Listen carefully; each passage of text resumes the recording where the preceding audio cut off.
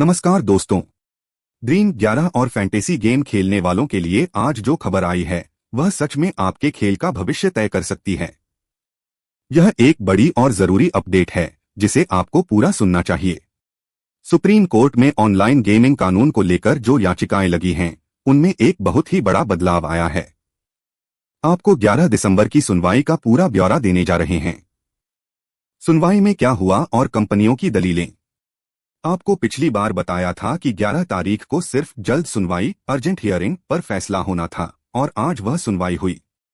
Head digital works ने court में साफ कहा कि उन्हें जल्द सुनवाई की जरूरत इसलिए पड़ी क्योंकि 26 नवंबर को उनका केस लिस्ट में होने के बावजूद जजों की बेंच से अचानक हटा दिया गया था।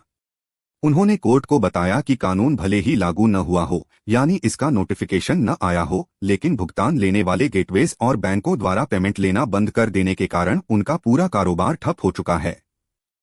इससे गेम खेलने वाले और कंपनियां दोनों ही बहुत परेशान हैं। सबसे बड़ी बात, उन्होंने सीधे सीधे इस नए कानून की संवैधानिक मान्यता पर ही सवाल उठाया है। यानी उनका कहना है कि यह कानून हमारे संविधान के हिसाब से सही नहीं बना है। मुख्य न्यायाधीश का बड़ा फैसला, 3 जजों की पीठ। इस पर मुख्य न्यायाधीश ने एक बहुत ही महत्वपूर्ण बात कही। उन्होंने बताया कि चूंकि यह मामला कानून की संवैधानिक मान्यता से जुड़ा है, इसलिए नियम के मुताबिक इसकी सुनवाई के लिए 3 जजों की पीठ, 3 जजों की कमेटी की आवश्यकता है। इसका मतलब यह हुआ कि अब पुराने जजों की बेंच इस पर सुनवाई नहीं करेगी, बल्कि 3 जजों की एक नई कमेटी बनाई जाएगी। यह एक कानूनी कदम है जो मामले को आगे बढ़ाता है और इसकी गंभीरता को दर्शाता है। नई तारीख और एक पुराने मामले का जुड़ा।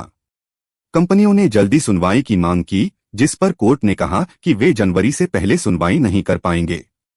इसके बाद अगली सुनवाई की तारीख 21 जनवरी तय कर दी गई है। लेकिन इसमें एक और जरूरी बात शामिल है, गेम्सक्राफ्ट नाम की कंपनी वाला कर टैक्स का मामला। मुख्य न्यायाधीश ने बताया कि उस पुराने मामले में एक सवाल यह भी है कि क्या राज्य सरकारें ऑनलाइन गेमिंग को बैन कर सकती हैं या उस पर नियम बना सकती हैं या नहीं। अगर वहां कोई फैसला आता है तो वह केंद्र सरकार के बनाए कानून पर भी असर डालेगा। इसलिए कोर्ट ने फैसला किया है कि 21 जनवरी को जब सुनवाई होगी तो यह तीनों चीजें एक साथ देखी जाएंगी। ऑनलाइन गेमिंग कानून की संवैधानिक मान्यता, इसके लिए 3 जजों की नई पीठ बनेगी। गेम्सक्राफ्ट कर मामले के नतीजों को भी इसमें शामिल किया जाएगा। तो दोस्तों, फिलहाल अपडेट यही है कि फैंटेसी खेलना कानूनी तौर पर अभी भी वैध है क्योंकि कानून अभी तक लागू नहीं हुआ है। लेकिन भुगतान गेटवे बंद होने के कारण आपको दिक्कत आ रही है। सकारात्मक बात क्या है? अब यह मामला अंतिम फैसले की तरफ बढ़ रहा है। 3 जजों की संवैधानिक पीठ का गठन हो रहा है, जिसका मतलब है कि कोर्ट अब इस पर निर्णायक फैसला देने के मूड में है। उम्मीद है इंडियन प्रीमियर लीग (IPL) शुरू होने से पहले कोई ठोस फैसला आ जाएगा। नकारात्मक बात क्या है? पिछली 2 जजों की बेंच से सुनवाई हट गई है, जिनसे अच्छे फैसले की उम्मीद थी। लेकिन मेरा मानना है कि पुराने मामले को जोड़ने के कारण उन्हीं 2 जजों को 3 जजों की नई कमेटी में शामिल किया जा सकता है। फिलहाल हमें 21 जनवरी का इंतजार करना होगा। इस बीच कोई नई खबर आई तो मैं आपको तुरंत बता दूंगा। यही थी आज की पूरी जानकारी। अगर वीडियो पसंद आई हो तो लाइक करें, चैनल को सब्सक्राइब करें।